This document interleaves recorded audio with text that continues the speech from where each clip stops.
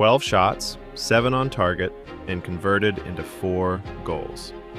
Pep Guardiola's team played an explosive match to drown Liverpool in the FA Cup quarter-final. And this is exactly the best, most emotional match of Man City since the beginning of the 2025/26 season. It is very important, Pep shared in the post-match press conference.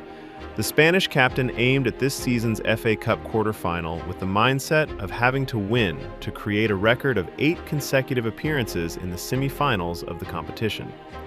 Man City has completely fallen behind in the Premier League title race with Arsenal. Winning the FA Cup is the remaining practical target for the citizens to win more titles in the 2025-26 season. Throughout 90 minutes at the Etihad, Man City and Liverpool created an incredibly balanced game. The possession rate of the two clubs was exactly 50%. Man City made a total of 492 passes, only about 30 more than Liverpool. Liverpool had 13 shots, while Man City had 12. Man City had 7 shots on target, 1 more than Liverpool. However, what was shown on the scoreboard was a huge gap. A shock occurred at the Etihad when Pep's team destroyed Liverpool 4-0. Since the match in July 2020, the blue half of Manchester has only now reproduced this scoreline when facing the Kop. Look at the way Pep celebrated on the day he had to observe the match from the stands. It will clearly show how emotional and impressive Man City's victory last night was.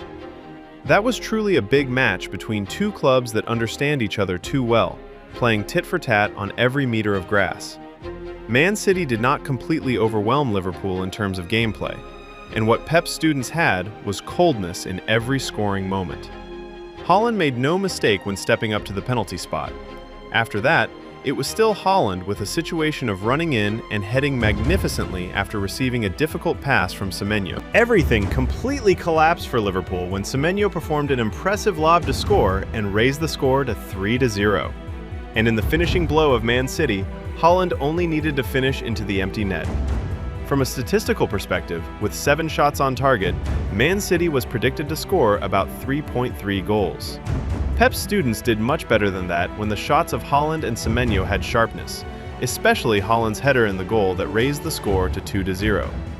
On the contrary, Liverpool had 2 clear chances to shake Man City's net, and all were given to Salah. Salah once missed a one-on-one chance with the goalkeeper. After that, Salah missed a penalty. Pep Guardiola's team has faced countless difficulties in the 2025/26 season. They were eliminated early in the Champions League in a completely convincing way against Real Madrid. Man City is being left behind by Arsenal in the domestic title race. Man City fans were ready for the worst scenario this season, which is a trophyless year and being satisfied with a ticket to the Champions League next season. However, 2 explosive matches of Man City against Arsenal in the League Cup final and Liverpool in the FA Cup quarterfinal helped the atmosphere at the Etihad become bright again. First was the convincing 2-0 victory over Arsenal, bringing the citizens the first title of this season. That was also a mental doping dose for Man City to stand up again, continue fighting with Arsenal in the remaining part of the Premier League. Then came the 4-0 victory over Liverpool, although only an FA Cup quarterfinal, but made Man City fans explode even more. Many times, Pep emphasized, Liverpool is the most difficult opponent in the Premier League. It is never easy when you sit down and talk about how to beat Liverpool. And when Man City beat Liverpool 4-0, that explosion must be multiplied 5-10 times. It has been a long time since people saw such a structured, cold, and explosive Man City like that. Every position in the starting lineup of the blue half of Manchester played well against Liverpool. James Trafford, the goalkeeper replacing Gianluigi Donnarumma in the FA Cup, proved his value with a penalty save against Salah. Rodri also had his best match since the beginning of the season, with mobility, enthusiasm, and sharpness, helping Man City's midfield not be overwhelmed by Liverpool. Rayon Cherki is playing better and better in Man City's lineup, and gradually shaping the role of a midfielder who is the connection point for all attacking plays of the citizens. Against Liverpool, people saw Doku and Semenyo play less complicated, more effective. And against Liverpool, the most explosive thing was the hat trick of Erling Haaland. 3 goals in 3 different styles. Cold on the penalty spot, excellent movement and heading, and taking full advantage of the opportunity when finishing into an empty net. Throughout his career, Haaland has always faced prejudice that he is a small player in big matches. From the hat-trick against Liverpool in a match of life and death nature, the negative view about Haaland will somewhat fade. Haaland himself was also surprised by the hat-trick against Liverpool. He said, "It has been a long time since I scored a hat-trick. There is nothing more perfect when the match against Liverpool is where I recreate that."